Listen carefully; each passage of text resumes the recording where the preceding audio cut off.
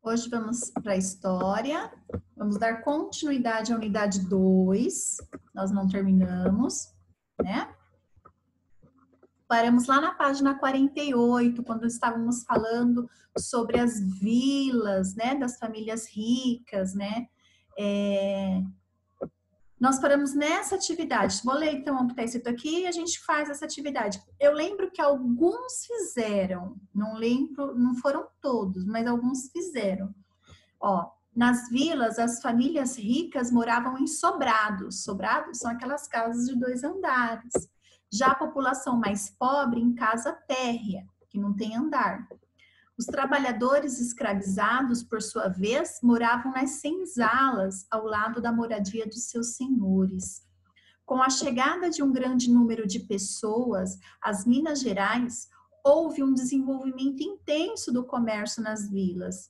Desta forma, diferentemente da sociedade açucareira, em que era rural, a sociedade mineradora era urbana, formada por mineradores, que eram os donos das minas, por comerciantes, por profissionais que trabalhavam por conta própria, como os médicos, advogados, dentistas, entre outros, e os trabalhadores livres e pobres, além dos escravizados. Complete a ordem correta dos acontecimentos no quadro a seguir. Para isso, destaque 2 adesivos do material complementar. Então, ó, eu até peguei aqui, ó, lá no final do livro, lá na página 218, você vai destacar somente essas 2 informações, ó. Bandeiras em busca de riqueza e surgimento das vilas. Somente essas 2 figurinhas. Não é para tirar as outras, tá? Então, aqui, ó, vai ficar assim, ó. Bandeiras em busca de riqueza. Com a descoberta do ouro, muitas pessoas deslocaram-se para as áreas de mineração e depois vieram o surgimento das vilas, né? Então, eu lembro que a gente tinha dado já um começo, alguns fizeram, outros não. Então, essa aqui é mais uma passagenzinha aí, só para relembrar, tá? Página 49, vamos aqui, ó, a mineração e o meio ambiente. As atividades mineradoras causaram um grande impacto ambiental na região. Árvores foram derrubadas para expor o solo para a mineração. Olha lá, ó. Lembra que nós vimos ontem na aula de geografia, né? Aquele espaço que os mineradores lá, eles desmataram, né? Para fazer as suas escavações. Aqui é a mesma coisa, ó, o desmatamento para eles poderem fazer a mineração, para eles procurarem os minérios, né? Ouro, prata, ferro. Além disso, com a fundação das vilas, estradas precisavam ser abertas e áreas foram desmatadas para a implantação de roças a fim de alimentar a população que migrava para a região. Então, além de desmatar para eles trabalharem aqui no minério, eles precisavam de estradas para eles poderem ir de um lugar para o outro. Então, mais desmatamento. Aqui é um desenho, né? Ó, uma pintura retratando lá ó, o Rio de Janeiro, uma pintura feita por Carlos Julião. Olha, de quando? 1760. Muito importante a gente sempre ver a legenda, que aqui mostra quem pintou, o lugar que era, né? O ano que foi feito, a técnica que foi usada, ó, que foi a aquarela, né? A partir de 1780, as minas de ouro e pedras preciosas começaram a dar sinais de esgotamento e sua extração entrou em declívio. Olha o exercício 2. Releia o trecho do viajante Visconde Ernest de Courcy, que descreve o impacto da mineração sobre as florestas da região de Ouro Preto, Minas Gerais, em 1888. O relato que é o quê? Ele conta uma partezinha, olha lá.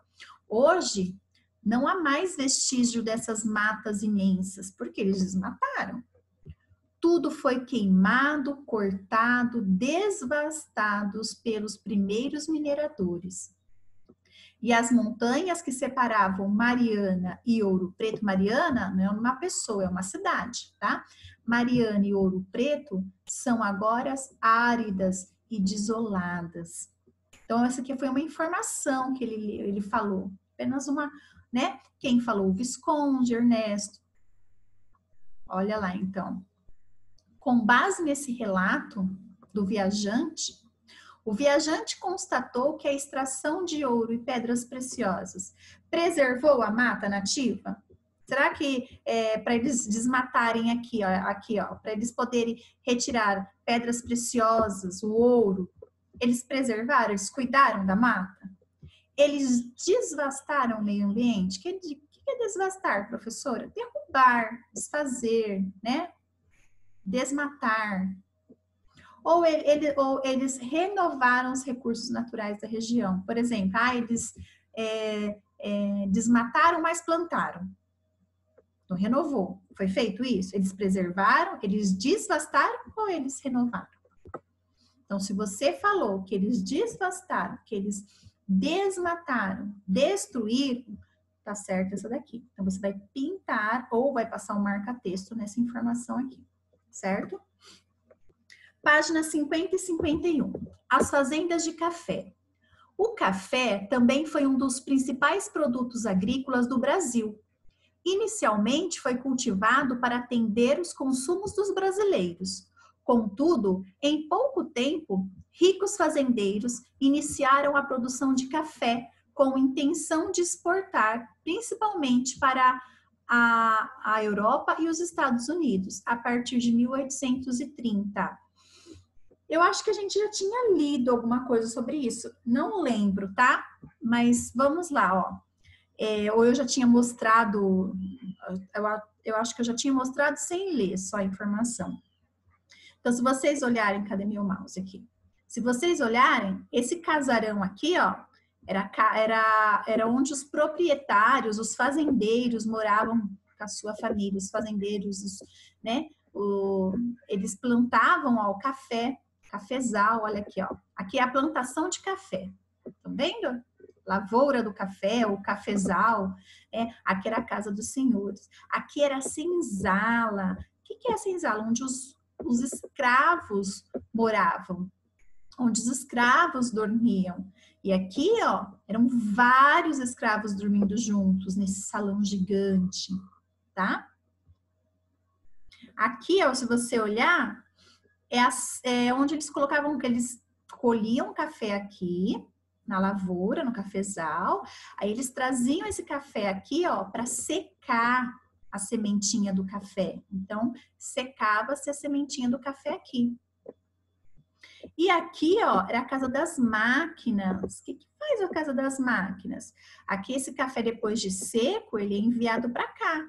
Aí ele vai ser limpo, né? Vai ser moído, vai ser ensacado, depois vai ser distribuído para as vendas, certo? Novamente, a mão de obra largamente utilizada foi a escravizada. E a produção se concentrou entre as províncias do Rio de Janeiro e de São Paulo, na região do Vale do Paraíba. O que é uma província, Pro? Subdivisão do território brasileiro, na época em que o Brasil era um império. Lembra que a professora falou, sempre nós temos aqui o dicionário de algumas palavras. A sociedade cafeeira era semelhante à sociedade açucareira, pois tinha fortes características rurais. Então, a sociedade açucareira, qual é a matéria-prima que transforma, que faz o açúcar? É a cana de açúcar, que é a matéria-prima, né?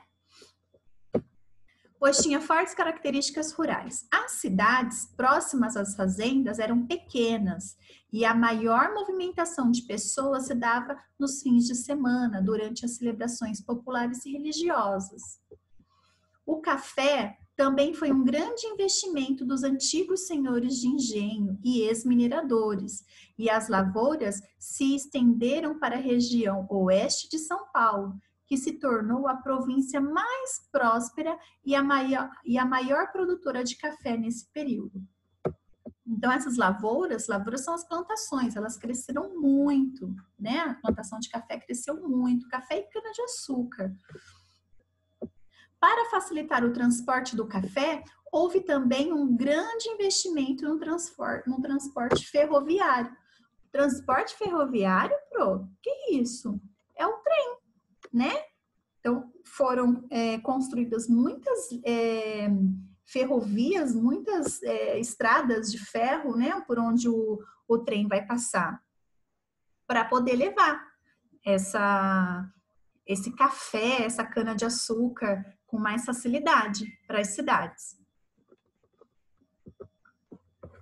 Olha a página 51 e 52. Nós temos aqui uma ilustração, ó, da inauguração da estrada de ferro. Dom Pedro II, por Dom Pedro II, ó, foi publicada no jornal, olha a informação aqui, ó, em 1863. Então, se você olhar aqui, ó, as estradas de ferro, ó, por onde o trem vai passar. E aí, esse trem leva, né, toda a plantação, todo o que foi colhido de um lugar para o outro. Além de servir para o carregamento de mercadorias, o trem passou a ser um meio de transporte usado pelas pessoas que se deslocavam para outras regiões em busca de oportunidades de trabalho devido à expansão do café, o que impulsionou a migração para o oeste paulista. Então, a plantação de café ela foi crescendo tanto, foram muitos fazendeiros plantando café, que começou a dar emprego para muitas outras pessoas. Então, antigamente, a estrada de ferro, ela precisava ser utilizada para transportar a mercadoria, né? O café, a cana-de-açúcar. Mas aí, muitas pessoas tiveram a necessidade de usar também esse meio de transporte para ir de um lugar para o outro. Então, além de mercadoria, também começou a levar pessoas. Esse aqui, ó, o mapa da província de São Paulo de 1886, né, ó. A área destacada em verde aqui, ó, indica que em 1886, na região oeste paulista ainda, prevalecia a mata nativa, ó. O que é mata nativa? A mata verde, né, a natureza, ó. Era uma região despovoada, quer dizer que não morava ninguém aqui, não tinha povoação aqui, ó. Você vê o verde aqui. A partir dessa informação, complete as lacunas do texto a seguir com as palavras do quadro. Aqui, ó, esse marronzinho aqui, quer dizer que já foram lugares devastados, né? Pessoas aqui, ó, que já construíram cidades, linhas de ferro, estradas, né? Então aqui já foi, ó, aqui está sendo povoado, tem povoação morando aqui. Aqui no verde não. Aqui não foi desvastado, não foi desmatado, né? Não tem ainda as construções. A partir das informações, complete as lacunas do texto com as palavras do quadro. Então, eu vou colocar lá. Eu tenho aqui a palavra ferrovia, São Paulo, fazendas e café. 4 palavras. Então, ó, a expansão de cultivo de nananã e a construção de uma malha nananã para o seu transporte fizeram surgir novas oportunidades de trabalho nas nananã e impulsionaram a migração para o oeste do atual estado de nananã. Olha lá.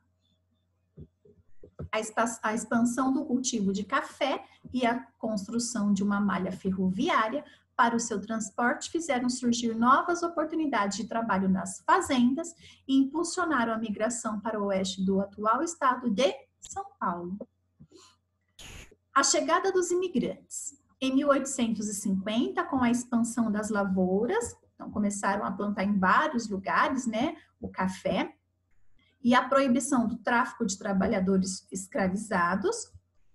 Então, quer dizer que começaram a proibir, né, os escravos. Alguns fazendeiros iniciaram a contratação de imigrantes, pessoas vindo de outros países, ó, da Itália, Alemanha, Espanha, Portugal, porque foi proibido aqui, ó, o tráfico de escravos. Então, não podia mais aqui você comprar e vender escravos, né? Então, eles tinham que começar o quê? Os fazendeiros começaram a contratar imigrantes. Lembra que a gente falou que lá atrás que eles pagavam bem pouco para essas pessoas, né, trabalhar? Era bem pouco que eles pagavam, né? E aí, com o tempo, alguns foram sendo seus próprios comerciantes. Eles mesmos começaram a vender, né? Ter as suas vendinhas. A gente viu isso aí lá na unidade passada. Ó, em 1888, quando foi declarado o fim da escravidão no Brasil, já era possível encontrar nas fazendas de café trabalhadores imigrantes vindos de outros países. Esses viviam nas fazendas em conjuntos de casas construídas especialmente para abrigá-los, chamados de colônia. Então, olha aqui as colônias, né? Então, essas famílias que vinham de outros países, elas não tinham onde morar. Então, se elas fossem trabalhar numa fazenda, o fazendeiro, ó, ele dava não, né? Deixava eles morar lá enquanto eles trabalhavam lá, em uma dessas casinhas deles aqui, ó. São casinhas simples, tá? Então, eles vinham com a família aqui, eles trabalhavam e tinham um lugarzinho para morar. Olha lá, as condições precárias de trabalho, contudo, fizeram com que muitos imigrantes deixassem as fazendas de café e migrassem para a cidade, buscando trabalho no comércio e nas indústrias. Então, eles ganhavam tão pouquinho aqui, era tão precário que eles ganhavam, a vida deles era aqui, que eles começaram a fazer o quê? A ir para a cidade. E lá na cidade, muitos abriram seu comércio, outros trabalharam de empregados no comércio, nas indústrias, né, que são as fábricas, e aí eles começaram a melhorar. Ó, páginas 54 e 55. As primeiras fábricas. Após 1850, lembra, gente, o que vocês acharem que é importante, vocês vão passando marca-texto, tá? Após 1850, as primeiras fábricas foram instaladas na cidade de São Paulo e no Rio de Janeiro. Com isso, as cidades se desenvolveram e se modernizaram de forma muito rápida, contribuindo também para o aumento da população. Com a chegada de mais imigrantes, além dos que haviam abandonado as fazendas, tornou-se um grande contingente de trabalhadores que logo se transformou na classe operária. As principais fábricas que surgiram nesse período foram as de alimentos, tecido e cerâmica. Também eram produzidos artigos como velas, né? Naquela época não tinha energia. Muitos lugares não tinham, né, energia elétrica, então eles usavam muito a vela, a lamparina. Sabão, vidro, ferramenta, além de outros itens voltados para o uso cotidiano. Aqui é o interior. O que é o interior? Dentro de uma fábrica, em 1880. Como que era uma fábrica lá dentro, naquela época? Tanto os imigrantes quanto os escravizados, que migraram para as cidades em busca de passaram a viver em condições muito difíceis. Havia poucas opções de moradia para essa população e a maioria passou a morar em habitações coletivas chamadas de cortiços. Muitos cortiços eram casarões antigos. Olha só, o que é cortiço? São esses casarões antigos aqui, ó. E como funcionavam esses casarões? No cortiço ficavam várias famílias morando juntas, tá? E, por exemplo, pense na sua casa. Na sua casa, muitas famílias diferentes morando dentro da sua casa. Ah, professora, mas minha casa é pequena. Então, pense um monte de famílias morando na sua casa. Ah, professora, minha casa é grande. Mas mesmo assim, pense um monte de gente morando na sua casa. Eram os cortiços assim. Ai, mas minha casa só tem um banheiro. Todo mundo ia usar só o seu banheiro. Só que os cortiços, eles, o que acontecia? Era um lugar onde proliferava muita doença, porque eram muitas pessoas vivendo juntas, muitas pessoas diferentes, né, vivendo juntas. Faltava às vezes higiene, né? E eram lugares mais úmidos. Então, assim, é um lugar muito mais pobre, né, os cortiços. Olha lá, vamos ver aqui. Páginas 55 e 56. Nessas moradias, diversas famílias dividiam o mesmo espaço e viviam em condições precárias de higiene, que é o cortiço, né? Muitas delas não tinham acesso à água encanada, rede de esgoto e eletricidade. Havia também as vilas operárias, que eram conjuntos de casas térreas construídas perto ou mesmo dentro da fábrica. Essas moradias eram destinadas aos operários de família. Então, se a família tivesse um pouquinho de sorte, vamos dizer assim, né, de não precisar morar no cortiço, que era bastante precário e viviam bastante famílias juntas, se elas tivessem um pouquinho de sorte, ó, elas conseguiriam morar aqui, ó, em casinhas dentro do espaço onde tinha a fábrica onde eles moravam. Ah, mas era para eles essas casas? Não, elas eram emprestadas. Se você deixasse de trabalhar nessa fábrica, você não poderia morar mais nessa casa, tá? Além do trabalho nas fábricas, os imigrantes e os escravizados também atuaram no comércio, exercendo profissões como sapateiro, pedreiro, marceneiro, vendedor ambulante, entre outros. Vendedor ambulante são aqueles vendedores de rua que saem vendendo. Leia a descrição a seguir, publicada em uma revista de São Paulo em 1935, sobre um tipo de moradia que foi muito comum no Brasil. Olha lá, as habitações coletivas dividem-se em 3 grupos principais. Primeiro, o porão. Segundo, a vila, que podem ser definidas como um conjunto de várias habitações, várias casinhas contínuas, uma do lado da outra, que dão para o mesmo beco, para a mesma saída, para a mesma rua, igual vocês estão vendo aqui essa vilinha. Terceiro, cortiço, assim denominado para indicar que as famílias vivem em uma habitação ou uma moradia coletiva, moram todos juntos, muitas vezes de mais de um andar. Então, nós temos aqui, ó, 3 grupos principais, o porão, a vila e o cortiço. Agora, responda, quais são as habitações listadas no texto? Ó, porão, vila, cortiço. Isso aí, então. Porão, vila, cortiço. Qual exemplo de habitação coletiva é descrito no texto? Coletiva. Qual dessas 3 habitações era coletiva, que várias pessoas viviam juntas? Cortiço. De acordo com o texto, qual é o significado da expressão habitação coletiva? O que é aqui, segundo o texto? O que é uma habitação coletiva? Ó,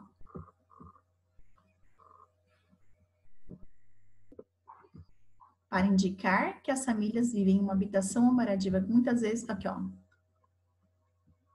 elas vivem juntas, né, ó. É uma habitação em que várias famílias dividem o mesmo espaço, várias famílias moram no mesmo lugar, na mesma casa, na mesma moradia. Pode usar suas palavras, tá? 57 é um jogo da memória. Esse eu vou deixar vocês brincarem em casa.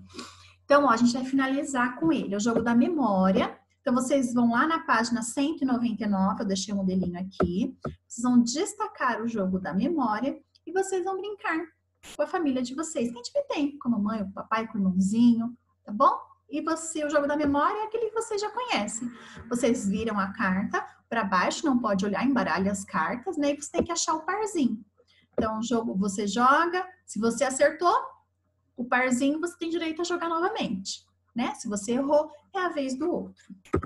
Então, até a próxima. A gente vai fazer a história na próxima aula. Paramos por aqui. Um beijinho.